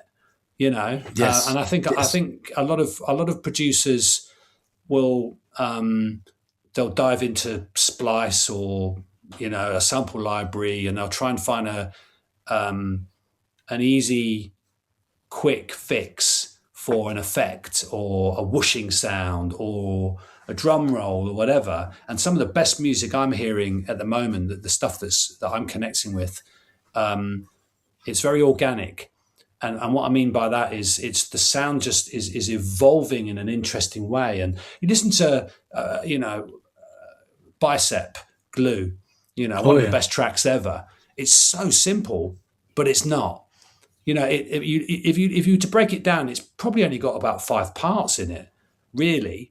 But actually, when you analyze it properly, there's tiny changes going on in the reverb, tiny little bits of movement and things that make it, even though it sounds the same, it keeps you interested. And so for me, don't get bored too quickly. I found in the early stages of when I was producing, I was just layering things, layering, and before you know it, I'd have an absolute soup of tracks and sounds, and then it loses its power. Sometimes just a kick and a snare and a bass line just sounds amazing on the dance floor. Yes, totally. So I think keep things simple. What else? I used to worry a lot about loudness. And I think you still need to be able to make a loud, punchy mix that stands up. But yes. I'm starting to become less worried about it, and focusing more on whether I think I'm starting to trust my judgment on whether something sounds good or not. Yes. Rather than worrying about whether or not it sounds as good as everything else. And I think when you get to that point where you're no longer comparing your music all the time, that's when I think you've got to a point where you can then start really experimenting with finding your own unique sound and whatever. but you can spend a lot of time in your early production career trying to be as good as everybody else. And if you try to be as good as everybody else, you're only ever going to be as good as everybody else at best. No, I'm not saying I'm better than everybody else. Amen. I'm just saying that, at some point you've got to just believe in yourself, and then things will take off from there. Does that make sense? Absolutely. Huge sense. Yeah. Totally. Yeah. If you could be a movie director, which movie would you like to direct? Which one? This is going to be like a short questions because it's going to make us and the viewers know you better in a different way. Okay. So yes. Okay. Well, yeah. I mean, you're almost asking me what my favorite film is, or who my favorite director is at the same time. Kind of. Or yeah. I mean, kind of. I mean, one of I like horror, and I like I like Kubrick. The Shining is one of my favorite movies. I love Jack Nicholson as well, and it's just an amazing movie. I love the book as well. So I wouldn't mind directing The Shining. I would never be able to do it as well as Kubrick. That's the problem. It's like trying to remix something by, I don't know, John Hopkins, who's an amazing producer. You know what I mean? You're rarely ever going to make it as good or better than the original. But I think that was a film with such amazing cinematography. I'd like to at least sit there standing next to Kubrick, watching him as he was doing it, because that was an incredible movie. I've even got the soundtrack, and it's weird. I've got it on vinyl. It's a weird soundtrack. Okay, so what's your favorite TV show and why? Ooh. Yes, do you know what? Actually, my favorite it's quite not unusual. What's the word I'm looking for? Not many people know it. It's called Mr. In Between. Okay. And it's on FX. It's not on anymore. There were 3 series. It's an Australian series, and it's a black comedy. It's a dark comedy. And it's about this guy who's a vigilante. He's actually he's kind of like a hitman or somebody that exacts revenge on bad people. So he delivers justice to evil people, and he's the good guy even though he's the bad guy, and he's he's very, very funny as well. It's dark humor. And I recommend anyone. My wife and I watched it, and everyone we've recommended it to has watched it and said, "Oh my God, that's the best thing I've ever seen." And not many people have heard of it. So I recommend, if you can download it, Mr. In Between, 3 seasons. It's funny. It's dark. It's really, really good. So I love dark comedy, so I'm gonna download it. Yeah, it ticks all the things for me. I like dark humor. And it's got a heart as well. It's quite emotional as well. So yeah, really good. Okay, and fish and chips or kebab? Typical for a Londoner. Do you know what? I have to be honest. It's a bit of a guilty pleasure. I like a dirty kebab. I do like a dirty kebab, yeah, and a doner kebab as well. Not even a shish, a doner, yeah, with chili sauce, onions. 3 a.m. There's normally a fight happening somewhere near the kebab shop. So yeah, no, I absolutely love a kebab. Actually, you're making me want one now. I might have to go out and get one after this.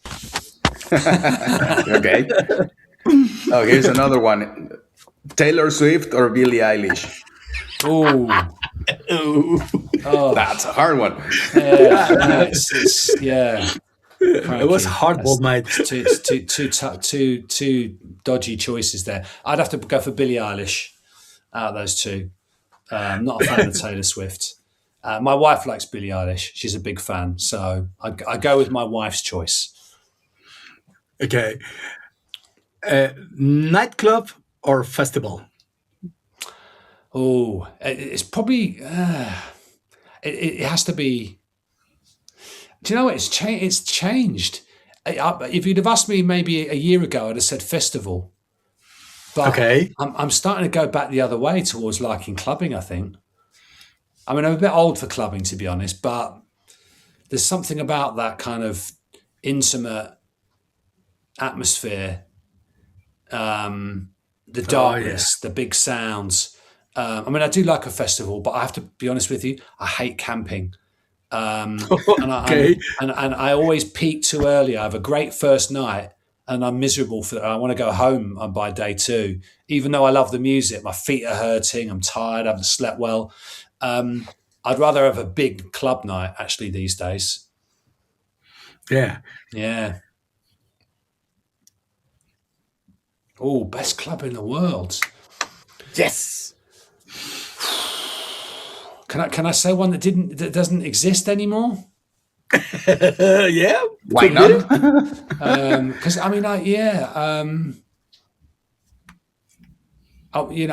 love the hacienda. It's gone now. Oof. It's it was. I had so many amazing experiences and met so many of my best friends there over the years. That would be the best club for me. Obviously it's not around anymore. I never went to Twilo. I would have liked to have gone to Twilo. I don't know if you guys have been, but No, it's never been. But they're trying to bring it back. I think so. Hasn't it just reopened? I thought it just reopened or something, or maybe there's a one-off night. I don't know exactly. Yeah. Maybe you know, but I think they made one party, and I believe it's my opinion. I believe they are like testing if it's okay to reopen. It's my perception. I'm not saying that it's going to be, but I think they made this party with the justification that something like the anniversary, like 20th anniversary. So I think they are thinking to reopen the Twilight. Let's hope. I really hope so. We're looking forward to it. We really need that kind of clubs when the people go there to dance and not to be with their mobile on their hands, because they in this party they were having this restriction policy to take care of the dance floor. So I think they did it really well. So hopefully they reopen the Twilight. Yeah, well, it had, it was legendary for its sound system, wasn't it? So, Fabric was fun as well back in the day. Enjoyed Fabric. Had some amazing nights there. Turnmills next door to it. Turnmills was incredible. I had some amazing nights in the 90s there. So giving you 3 again. Give you too many. There is a club called The End and another The Cross in London. Are they still open? No, both shut. Oh, actually, maybe the Cross has reopened again, but I don't think it's not the same as it was. I think it's actually somewhere you can go and eat now, the Cross, and they have the occasional nights there. But The End was amazing. Yeah, Mr. C used to resident there, and the Cross was incredible as well. And then you go to Bagley's across the road from it, which was that way all the ravers used to go after the Cross. That was an incredible club. Yeah. And there was the Key over the road. That was pretty cool as well. Yeah, I had some good nights there over the years. Amazing. Yeah. A great place to be. What a great clubbing place London was, Yes. Yeah. I'm looking forward to the 77 Club as well. I think it's their opening night this weekend. The Celador party tomorrow. Yeah, with the Celador party. Club, yeah. I'm suffering with that party. I'm really having this FOMO feeling because I'm pretty sure that it's going to be crazy. That it's going to be a huge party. Yeah, Yeah, for sure. and I think there's a Skyline party in Glasgow as well on the Sunday. I think Papa and Simon, I think, are going to that on the Sunday as well. Which unfortunately I can't make. I think it's the last one, the last Skyline, I think, which is Okay. quite a famous venue in Glasgow. So that should be pretty crazy as well. Okay. Your socials, please. Yes. Share your socials. Share your socials for those who doesn't Okay. know you and should know you, where to look for you. Yes. Well, I've got an Instagram, which is Fauxplay Music, Fauxplay_music.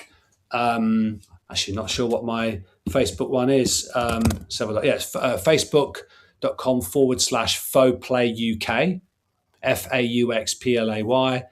I don't use Bandcamp so much. There's some stuff on there, but you can if you Google Fauxplay, all of my socials come up. Okay. There's SoundCloud as well. I put a lot of stuff on my SoundCloud as well. I don't think there's any other artists called Fauxplay, so you should be able to find me quite easily. And just because we would like to know our guests like really well, please tell us your real name. Yes. I'll have to kill you though. Or not. If you don't want to, it's okay. I mean, but I had to ask. No, not at all. I'm proud of my name and my heritage. My real name is Doug, Doug, and my surname's McCourt. Scottish name, very Scottish name. Family all from Scotland. So, in fact, I actually released some stuff as Doug McCourt. I've lost you now. I don't know where you are. Seem to have lost the. Here it is. Found you. I actually released some stuff as Doug McCourt years ago. I did a track called Wave Controls back in 2001, I think. 16-bit Lolitas did a remix of it on one of their Warung. CDs. So I did a few tracks as Doug McCourt, also some stuff with Luke Brancaccio as well as Doug McCourt. That's my name. That's really. Basically, we want to thank you. This was an amazing chat. Your wisdom and your knowledge and your good vibe is amazing, and we want to thank you really, really hard because this was an amazing episode. Thanks a lot for being here with us in TRKIDMexico. Absolute pleasure. Lovely to meet you both. Thank you, Rafa, and thank you, Mapu. It's been a pleasure, and hopefully we meet one day when you're coming over to the UK. We're trying to. Are you gonna go to the Balance Festival? Yes. This year? Yeah, I'll see you there. I didn't go last year. Yeah. I didn't go last year, and my social pages were just a flood with people videoing the amazing nights they had there, the DJs. So I'm not going to put up with that again. I've got to go, and my wife's Croatian as well. So wow, I have to Wow. go. So looking forward to that. Local the perspective, Yeah, it's the perfect excuse to visit your wife's country. So, Exactly. well, looking forward to see you there. looking forward. And really, it's been a pleasure to be with you today in this episode. My pleasure also. Yeah, thanks a lot, man. And we'll see you, and we'll have some mezcal if we can bring the huge amounts of mezcal that we need to take to Croatia. Did you? But Yes. You didn't give Papa some mezcal, did you? Mezcal. Papa, Papa came back from South America with some mezcal recently, and we had it in the studio with Luke last week, and it was top notch. But probably not the thing you want to be drinking in the studio before you start a session. It got messy. It got messy. Messy but creative too, right? Very creative, yeah. No, we came out with a good tune, but and a headache. But yeah, lovely to meet you guys. we're going to need to try some mezcal at the festival in Croatia. So I think it's going to be creative too. Very creative in Croatia. Love it. Absolutely. Excellent. Thank you again, mate. And we really appreciate that you opened your schedule to be with us. And we really appreciate it. Thanks. Pleasure. Good luck, guys. All the best. Thank you, man. And pues ya lo vieron, tuvimos este gran episodio. ¿O no, mi querido Mapio? ¿Qué te puedo decir? La verdad es que creo que cuando vamos invitando a los artistas que van apareciendo en los diferentes episodios, cada vez las historias, las anécdotas, los tips, las frases, hasta sus discos, o sea, lo que van escogiendo para llevarse a la isla, ahora hasta la luna, la verdad es que cada vez me sorprenden más y más, y me encanta ver que al final todos tenemos diferentes técnicas para producir, todos tenemos diferentes formas de ver la pista de baile, pero creo que al final todo nos lleva a la pasión por la música, al gusto por la buena música, al estar pendientes de cuidar al público y de llevarles música de alta calidad. No digo, eso es lo que ahorita estoy percibiendo, Rafa.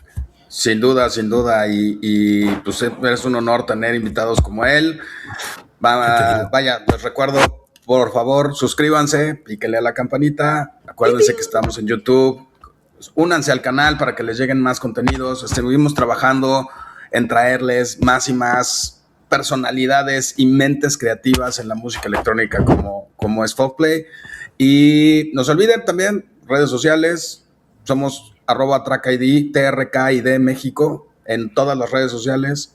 Así nos encuentran. Y las plataformas de audio, en cualquiera de las plataformas de audio, Spotify, Apple Music, Apple Podcast, Amazon Podcast, en todas estamos. Síganos, compartan, denle like y gracias por ser de la comunidad de TRKIDMexico. Sí, muchísimas gracias a todos por estar con nosotros, por aguantarnos en buenas, malas y peores, pero yo nada más les repito, justamente les recomiendo, no hay pretexto para que no nos sigan, para que no nos vean y para que no se enteren de todo lo que tenemos para ofrecerles y sobre todo nuestros invitados los ofrecen, que es información e historia, así que les repito, es oro macizo para todos. Es correcto. Y pues bueno, un saludo a Pepe, gracias por dejarme entrar en este espacio al aire, ¿no? Y nos vemos pronto. Nos vemos pronto, sí, vamos a ver cómo le hacemos. Y pues bueno, chicos, para TRKID, yo soy Rafa Delgado, el Turco. Yo soy Mapio, muchas gracias, nos vemos.